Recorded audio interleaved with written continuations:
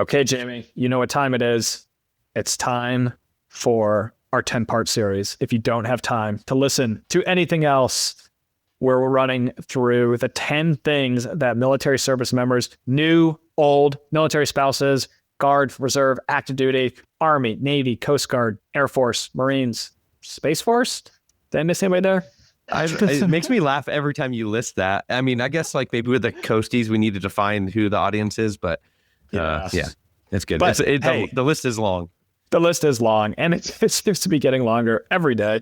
But here we're talking about the 10 things that you need to do. We're not getting into a whole lot of detail about this, Jamie. These are short episodes. I think our longest one so far has been under 10 minutes. Hopefully, we tend to be a little long-winded, but so far we've talked about starting to contribute a monthly 5% contribution to your Roth TSP, going to tsp.gov to ensure that you're invested in an L fund, saving a $1,000 emergency fund. Last week, we talked about budgeting a realistic amount for all of your expenses. And now we're talking about paying down high interest rate debt.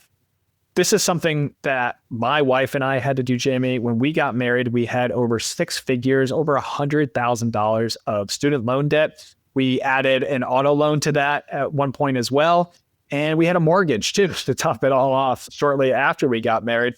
But we were lucky in that after pilot training, I read Dave Ramsey's Total Money Makeover, and it really opened my eyes to the dangers of debt. And we became a bit obsessed. Well, at least I became a bit obsessed with becoming debt free. And we did it. We did it in a very short period of time. We ended up paying off over $100,000 in under 5 years. And we were able to do it because we were focused on it. And, oh, by the way, we were still contributing to our Roth IRAs and contributing to our Roth TSPs along the way, too. So it's very important, though, for military service members out there who are listening to this that have credit card debt, that have auto loans, that have student loans, basically any debt other than an asset-backed debt like a mortgage, that is money that's working against you. That is interest that's running the opposite direction, and it's not paying you, you're paying the lender. We have episode 14 where we talk about how to get out of debt in the military, and then each of us shared our stories of how we got out of debt, not together with our individual spouses. In episode 15, I think our numbers were about $118,000 in debt as a young lieutenant for me. And so we share all that in episode 14 and 15. So go back and check that out. Spencer, a lot of times when we talk about debt, we're focused on the interest rate. And you just mentioned that, I know mortgage rates are a little higher than they've been in the past at the time of this recording. Do you still use a threshold of like 6% for high interest versus low interest rate debt? Or is it just asset-backed mortgage versus non-asset-backed? I mean, 5 to 6% is probably a reasonable number, where if it's above that number, you really need to treat it as an emergency. If it's below that number, you could be a little bit more relaxed about it.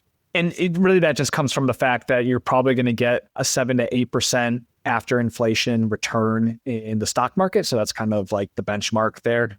The older I get, Jamie, the more Dave Ramsey I become, where, debt is debt. Like, you have to repay that at some point. And whether it's a year from now, 10 years from now, 30 years from now, there is going to come a day where you're going to have to pay that back. And so a lot of people reach out to me talking about the Career Star loans from USAA and Navy Federal. And my advice has gone from, oh yeah, take it, it's very low interest, to if you don't need it, don't take it. Like, why would you assume that debt? That is future cash flow that you are robbing from your future self, from making choices. And I think that's what it comes down to, is debt is a choice that you make one time, but you pay for it over and over and over again. Yeah, I think that's the key point in my mind as well. And I tend to be a little more debt adverse than you even. And I just know that when we were in debt, when I was in debt, I felt like I couldn't control what my money was doing because I was paying for past Jamie's mistakes or decisions. Not always mistakes. Some of them were intentional and some of them were fine. Like we used a Career Starter loan for my first kind of adult car, if you will, and to pay for our wedding and to consolidate some very small student loans and credit card debt that my wife had and things like that. So it's more forward looking and it's more intentional. I love being intentional with money and deciding I want to value something and spending on it versus paying for past decisions.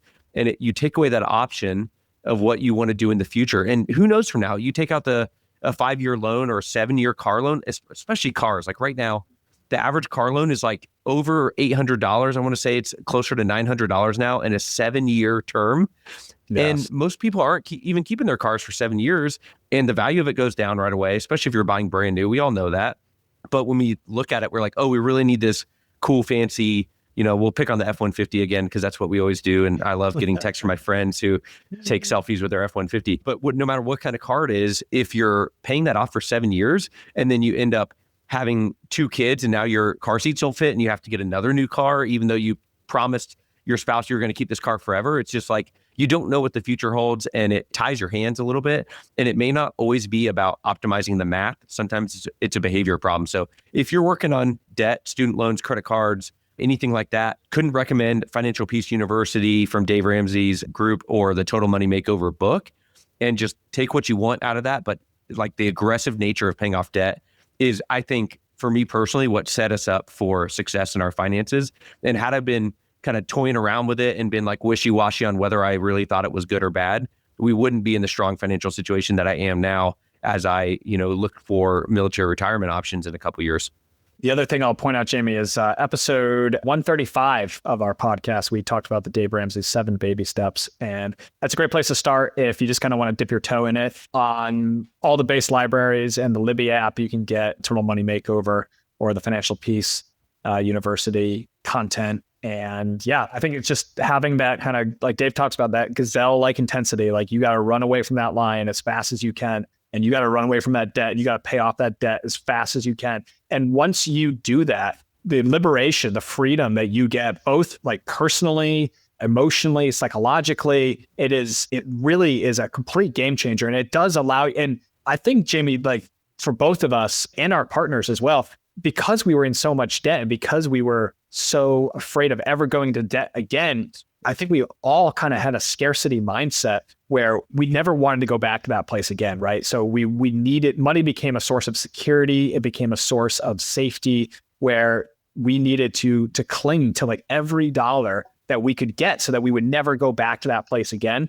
And, I think we're still kind of getting over the trauma of that. But because we did that, because we went through that crucible, we are now able to live a much more abundant lifestyle, and a lifestyle of abundance and an abundance mentality.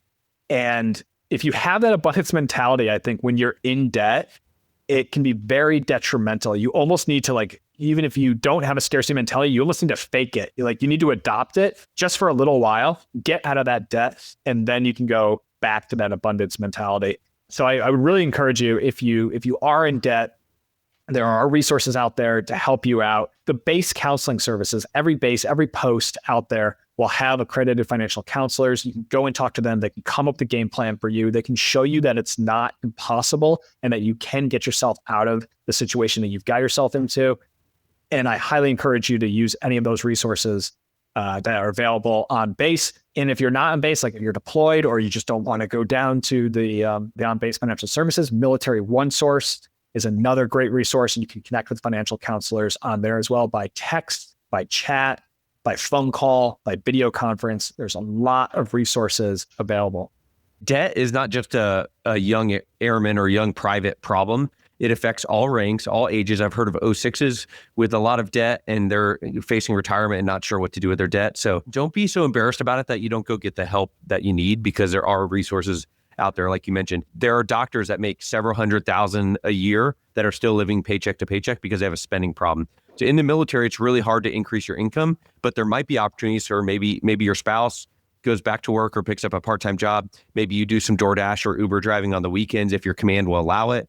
But there are ways to look at garage sale or side hustle. Like I love earlier this summer before EPCS, we made $1,000 just by selling stuff at a garage sale and on Facebook Marketplace to downsize for the PCS. So like that old iPhone, that old Apple Watch, the old gym equipment that you haven't used in 5 years, like look around your house and figure out what you can get rid of to help you pay off your debt. Maybe there's extra income you can do or some side hustle that you can pick up to help increase your income. Although I understand that is limited in the military, but I just really want to emphasize like the feeling of helplessness. There is help for you and there is a better way out there. My wife and I were making about $40,000 a year after commissioning. So it wasn't that we were super rich and we were able to get a lot based off our paycheck. And I understand that some of you aren't making that yet either, but it's a spending problem and it's a debt problem that affects a lot of military families. And then the pay will come up as you go. You got to take care of your debt and your expenses and set yourself up for future success. Thanks so much for tuning in to this episode of the Military Money Manual podcast. If you're enjoying the show, please feel free to rate, subscribe, and leave a review wherever you listen to your podcasts. This helps others find the show, and we really appreciate it. Thanks again for tuning in, and we'll catch you in the next episode. The views and opinions presented here are those of the speakers and do not necessarily represent the views of the DoD or its components. Reference to any commercial products or services does not constitute DoD endorsement of those products or services.